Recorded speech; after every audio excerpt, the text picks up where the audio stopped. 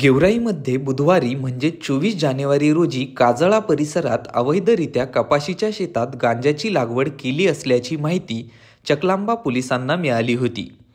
या माहितीच्या आधारे सदर ठिकाणी शहानिशा करून पोलिसांनी छापा मारला असता अंदाजे 20 किलो गांजा या कारवाईत पकडला असल्याची माहिती आहे। तसेच 2 लाख रुपयांचा मुद्देमाल जप्त करण्यात आलाय। याबाबत सविस्तर माहिती अशी की गट क्रमांक 68 मध्ये कपाशीच्या शेतात गांजाची लागवड करण्यात आली असल्याची गोपनीय माहिती चकलांबा पोलिसांना मिळाली होती।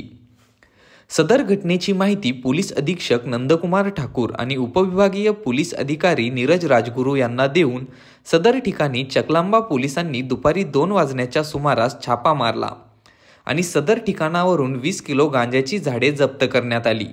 या प्रकरणी आरोपी जमीन मालक नारायण श्रीमंत डोगरे याला ताब्यात घेण्यात आले असून सदरची कारवाई पोलीस अधीक्षक नंदकुमार ठाकूर, अप्पर पोलीस अधीक्षक सचिन पांडकर, उपविभागीय पोलीस अधिकारी नीरज राजगुरू यांच्या मार्गदर्शनाखाली केली आहे।